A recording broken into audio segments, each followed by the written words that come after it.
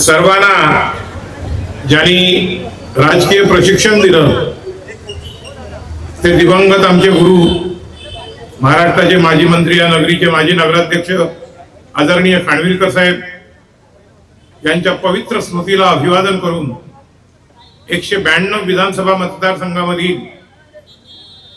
राष्ट्रवादी काँग्रेस, भारतीय जनता पक्ष, Republican party of India, Athawale गट, people's democratic प्राध्यापक जोगेंद्र कवाडे यांनी पुरस्कृत केलेले शिवसेनेचे अधिकृत उमेदवार, लोकनेते, लोकप्रिय आमदार आदरणीय महेंद्र शेठ दळवी साहेब, माझ्या जीवनातील माझे मार्गदर्शक आदरणीय विजूभाऊ कवळे साहेब, उत्तर रायगडचे जिल्हा प्रमुख आदरणीय राजाभाऊ केणी, मंचकावर उपस्थित असलेले महायुतीचे सर्व पदाधिकारी आणि अत्यंत तिन्ही सांजेच्या पवित्र वेळेला महेंद्र शेठ हे विजयी होणारच आहेत, परंतु 60,000पेक्षा जास्त मताधिक्याने विजयी व्हावे म्हणून या पवित्र तिन्ही सांजेच्या वेळेला उपस्थित असलेल्या सर्व युतीच्या बंधू आणि भगिनींनो, येत्या 20 तारीखला महाराष्ट्र विधानसभेची निवडणूक होऊ घातलेली आहे।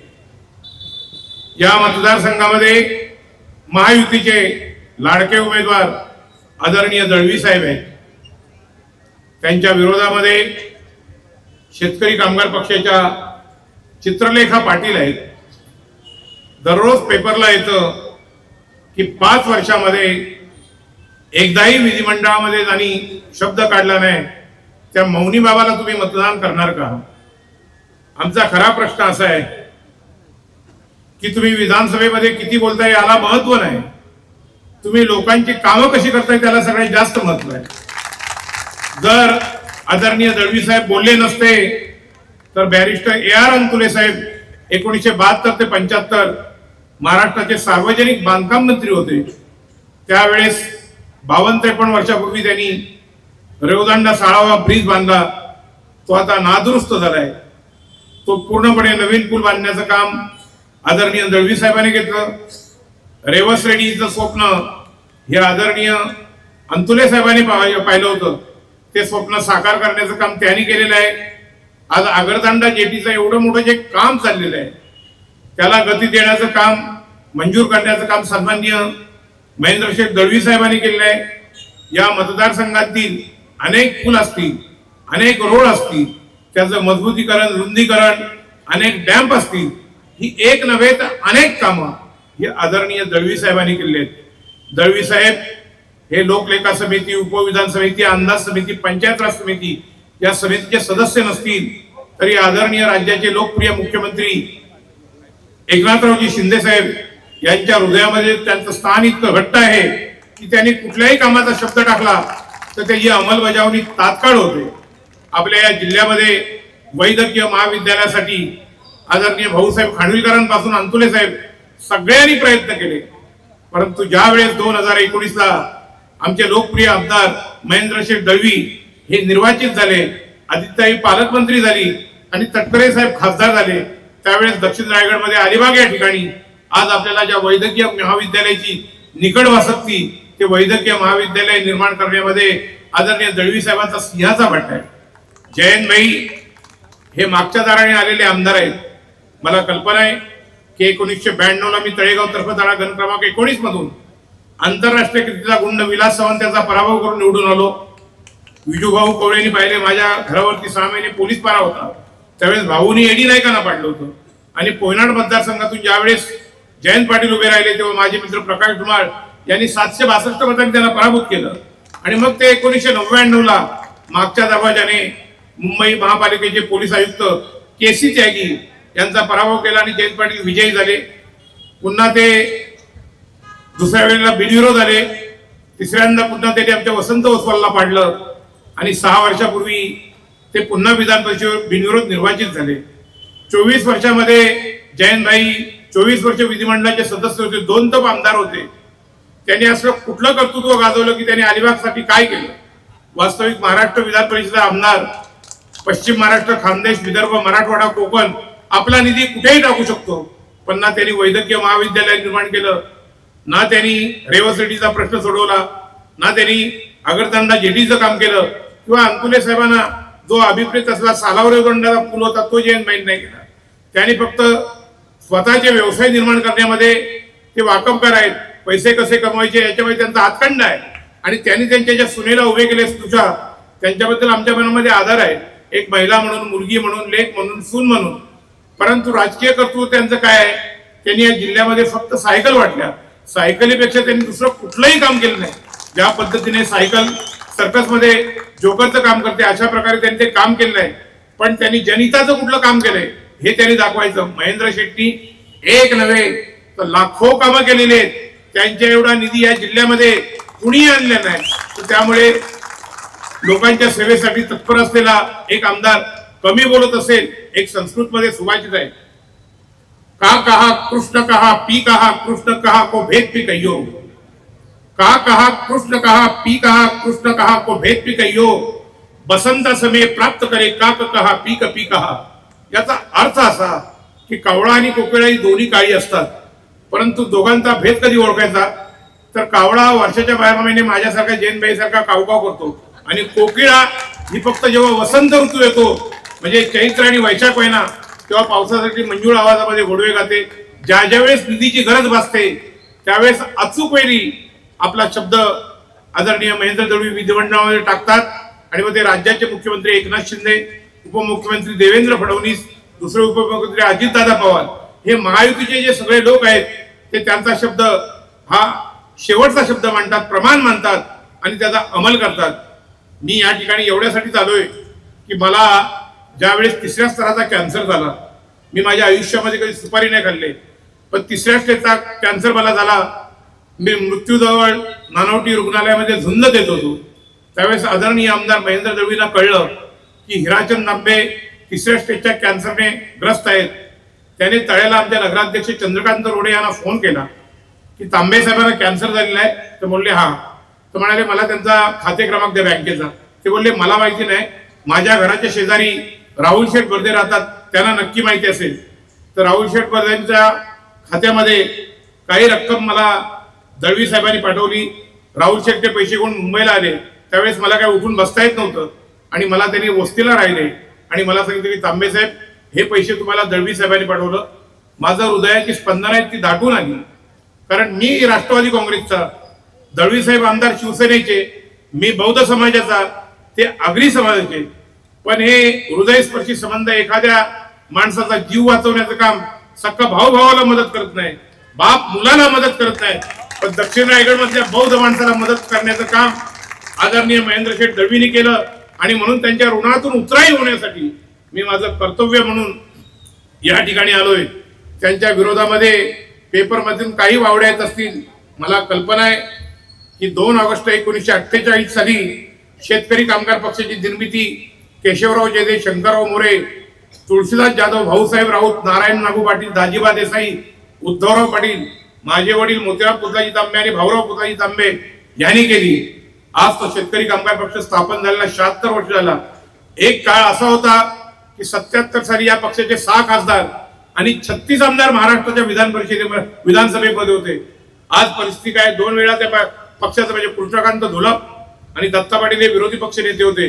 विधान परिषदेमध्ये विठ्ठलराव हांडे आणि जेव्हा 89ला दिबा पाटील पराभूत झाले तेव्हा त्यांनाही विधान परिषदेवर घेतले आणि ते सुद्धा विधान परिषदेमध्ये विरोधी 4 विरोधी पक्ष ते ज्या पक्षाचा झाला. आज जयंत पाटलांची एवढी मोठी कामगिरी आहे की ज्या महाराष्ट्रामध्ये 36 आमदार आणि 6 खासदार होते त्यांनी त्यांच्या कारकिर्दीमध्ये आज विधानसभेत पण शेतकरी कामगार पक्षाचा एकही आमदार नाही आणि विधान परिषद पण एक पण आमदार नाही. म्हणजे या जिल्ह्यातील शेतकरी कामगार पक्षाचं नामोनिशान महाराष्ट्रातलं जयंत पाटलांनी मिटवलंय. एवढी त्यांनी कामगिरी केली, त्यांना मी सलाम करतो की तुम्ही अरे जो तुमच्या आजोबांनी पक्ष निर्माण केला, तुमचे वडील एवढ्या वर्षी जिल्हा परिषदेचे अध्यक्ष होते, काका तुमचे 5 वेळा आमदार होते, ताई 3 वेळा आमदार होते. तुमच्या या कर्तृत्वाला सलाम मी का केला तर कुत्सरपणी केला. तुमचे सख्खे भाऊ पंडित पाटील ते ज्यावेळेस जिल्हा परिषदेचे अध्यक्ष होते त्यामुळे विरोधी बाकावर प्रमुख मी होतो. ते 2.5 वर्ष जिल्हा परिषद शिक्षण आणि आरोग्य सभापती होते, 2.5 वर्ष जिल्हा परिषदेचे अध्यक्ष होते, 2014 ते 19 ते आमदार होते. आज तुमच्या सोबत ते आहेत का? तुमचे भाचे या जिल्ह्याचे प्रमुख, आपल्या महाराष्ट्राच्या कबड्डीचे कार्याध्यक्ष आदरणीय आस्वाद पाटील, हे 2.5 वर्ष जिल्हा परिषद बांधकाम अर्थसभापती, पुन्हा 2.5 वर्ष बांधकाम, त्यांची पत्नी 2.5 वर्ष बांधकाम अर्थसभापती होती, ते तुमच्या प्रचारामध्ये ते किंवा चित्रपटात कुठं दिसते का? हे सर्व जवळच्या माणसाला दूर तुम्ही सारलेत. अरे मनोज भगत आपले जे मुरुडचे आहेत, हे तर कट्टर म्हणजे मला वाटतं 25-30 वर्ष शेतकरी कामगार पक्षाचे प्रमुख होते या तालुक्याचे. तुमच्या या सगळ्या जाचाला आणि छळवणुकीला कंटाळून ते सुद्धा आता राष्ट्रवादी काँग्रेसचे तालुका अध्यक्ष आहेत. त्यांनी आज महेंद्र शेठना विजयी करण्याचा जो संकल्प सोडलाय, त्या संकल्पाचं सिद्धीत रूपांतर होणार आहे. शेतकरी कामगार पक्ष हा एक पुरोगामी विचाराचा पक्ष होता, पण तो आज तुम्ही फक्त ठेकेदार आणि बिल्डरांचा पक्ष केलं आणि म्हणून लोक सगळी कंटाळली आणि तुमच्यापासून आता दूर जात आहेत. मला एका कवळे साहेब गोष्टीचा आनंद आणि अभिमान वाटतो की ज्यावेळेस मुरुडमधल्या सभेला मी गेलो तेव्हा खान म्हणून एक महिला मुस्लिम, कारण कधी शिवसेनेच्या सभेमध्ये मुस्लिम महिला दिल्या नाही, मला वाटतं 700 ते 800 महिला होत्या. माझ्या सदरेला त्या बाईनं धनुष्यबाण लावला आणि माझ्या डोक्यामध्ये टोपी घातली. तिच्याही बुरक्याला तो धनुष्य आणि डोक्यामध्ये टोपी. मी बोललो हा काय प्रकार आहे? ती म्हणाली आम्ही सर्व मंडळी अत्यंत मनापासून आदरणीय महेंद्र शेठ दळवी साहेब यांच्यासाठी प्रयत्न करतोय. आम्ही सर्व शिवसेने ह्या सगळ्या महिला या महेंद्र शेठ दळवीवर प्रेम करतो आणि उद्याच्या 20 तारीखला आम्ही मुस्लिम समाज संपूर्ण महेंद्र शेठला मतदान करणार आहोत. ज्यावेळेस इथे गीते साहेबांची सभा झाली, उद्धव ठाकरे आले होते, त्यावेळेस जयंतभाई म्हणाले की मुस्लिम समाजाने निवडणूक हातामध्ये घेतले, या ठिकाणी 1.5 लाख मतांनी गीते साहेब निवडून येतील. अरे 38 ते 39,000 मताचा लीड तटकरे साहेबांना या मतदारसंघामध्ये मुस्लिम लोकांना बरोबर घेऊन आदरणीय दळवी साहेबांनी दिला. अरे तुम्ही उलटा जातीवाद केलात, पण बिचाऱ्या महेंद्र दळवी साहेबांनी या दक्षिण रायगड मधला संपूर्ण प्रतिगामी विचार मोडून काढला आणि त्यांनी अत्यंत पुरोगामी विचाराचा अंमल केला आणि म्हणून मुस्लिम बांधव, बौद्ध बांधव या ठिकाणी मला एका गोष्टीचा अभिमान आहे की माझ्या तालुक्यामध्ये डॉक्टर बाबासाहेब आंबेडकर भवनसाठी आदरणीय तटकरे साहेबांनी 25 लाख रुपये दिले. 1 कोटीच्या पुढे कोणी पैसे दिले नाही, परंतु मुरुड नगरपालिकेमध्ये 12 गुंठ्याचा भूखंड आणि 11.5 कोटी डॉक्टर बाबासाहेब आंबेडकर भवनला आदरणीय दळवी साहेबांनी दिलेत. मला वाटतं महाराष्ट्रात नव्हे तर अखंड भारत देशामध्ये एका छोट्याशा तालुक्याला 11.5 कोटी देण्याचा हा भीम पराक्रम फक्त दळवी साहेबच करू शकतात. साहेब तुमचं जे कर्तृत्व इतकं मान आहे, तेव्हा मी मुरुड मधल्या सगळ्या लोकांना अत्यंत नम्रतेची विनंती नव्हे, जिल्ह्यातल्या लोकांना विनंती करीन, ज्या ज्या ठिकाणी आपली बौद्ध मंडळी आहेत, मुस्लिम मंडळी आहेत, बुद्ध लोकांवर तर तुम्ही एवढे उपकार केलेत, अनेक विहार दिलीत, पण 11.5 कोटी रुपये डॉक्टर बाबासाहेब आंबेडकर भवनला दिलेत. डॉक्टर बाबासाहेब आंबेडकरांनी या देशाचं संविधान दिलंय. मार्टिन लुथर किंग आणि विन्स्टन चर्चिल यांनी डॉक्टर बाबासाहेब आंबेडकरांच्या कार्याची प्रेरणा घेतली. त्या बाबासाहेबांनी संविधान दिलंय. त्यांच्या ऋणातून उतराई कशा प्रकारे व्हायचं हे दळवी साहेबांकडनं शिकावं. जयंतभाई, तुम्ही जी काही हिटलरशाही, मी नेहमी म्हणतो की या जगामध्ये जे जे एकाधिकारशाही आणि हुकुमशाही मध्ये जोसेफ स्टॅलिन असतील, ॲडॉल्फ हिटलर असतील, लोकांचं रक्त पिणारा युगांडाचा इदी अमीन असेल, नेपोलियन बोनापार्ट असेल किंवा विन्स्टन चर्चिल असेल, या हुकुमशाहीचं काय झालं सगळ्या लोकांना माहिती आहे. अरे ज्यावेळेस कुवेतवर आक्रमण केलं सद्दाम हुसेनने, त्यावेळेस जॉर्ज डब्ल्यू बुशने त्याला शौचालयाच्या टाकीतून काढलं, अरेस्ट केला आणि फासावर लटकवलं. तीच इजिप्तच्या हुस्ने मुबारकची गत झाली. आपल्या लिबियाचा कर्नल गडाफी यांनी सुद्धा अशाच प्रकारची हुकुमशाही केली. कर्नल गडाफीला सुद्धा जनतेने खेचून मारलं. जयंत पाटील साहेब, आपण 24 वर्ष आमदार होतात, आपण सुद्धा जी काही एकाधिकारशाही हुकुमशाही राबवली तिला आता लोक कंटाळलीत आणि म्हणून आता शेतकरी कामगार पक्षाला बॅटरी आणि कंदील घेऊन कार्यकर्ते शोधावे लागतात, तरी ते सापडत नाहीत. इतकी वाईट अवस्था झाली. ज्या शेतकरी कामगार पक्षाची निशाणी खटारा होता, तो खटारा गायब झाला. तुम्ही कधी खटारा घेता, कधी अँबॅसिडर कार घेता, कधी कप्पशी घेता, आता तुम्ही शिटी वाजली, त्या शिटीचा आवाज तुमच्या घराच्या पलीकडे जाणारच नाही. एक काळ हा पक्ष राज्यव्यापी पक्ष होता. त्याच्यानंतर आम्ही म्हणतो की 3.5 तालुक्यात पक्ष आहे. आता 3.5 तालुक्यामध्ये पण नाही, अलिबाग मध्ये पण नाही, पेझारी मध्ये पण नाही, फक्त वेशवीपुरता मर्यादित आहे. फक्त वेशवीपुरता मर्यादित. आणि तो सुद्धा वेशवीपुरता जो मर्यादित होता तो त्यांचा प्रफुल्ल पाटील कोणतरी सरपंच होता, त्याला सुद्धा आमच्या मेजवानीला गणेश गावडेने 400-450 मतांनी आडवा केला आणि वेशवीवरनं त्याला हद्दपार केला. तर त्यामुळे शेतकरी कामगार पक्षाचं समूळ उच्चाटन हे फक्त महेंद्र दळवीच करू शकतात, हे अखंड महाराष्ट्राला माहिती आहे. आणि म्हणून मी सगळ्या लोकांना अत्यंत नम्रतेची विनंती करीन की अशा प्रकारच्या कार्यक्षम, कर्तबगार कर्तृत्ववान माणसाच्या पाठीमागे जनतेने उभं राहायला पाहिजे। येत्या 20 तारीखला आपण दान जे करतो हे सत्पात्रे असतं, ते योग्य व्यक्तीला करा। उद्या राजाभाऊ केणीने मला जर 200 रुपये दिले, त्या 200 रुपयाची मी दारू प्यायला माझ्या बायका मुलांना जर मारहाण केली तर राजाभाऊने पाप केलं। पण ते 200 रुपये घेऊन जर मी त्यातले 2-3 किलो तांदूळ काही भाजीपाला घेऊन माझ्या कुटुंबात जर 2-3 दिवस घातला तर ते पुण्य ठरेल। तसं मतदान सुद्धा सत्पात्री आहे। तुम्ही योग्य व्यक्तीला करा, कर्तव्यपूर्तीचं समाधान वाटेल।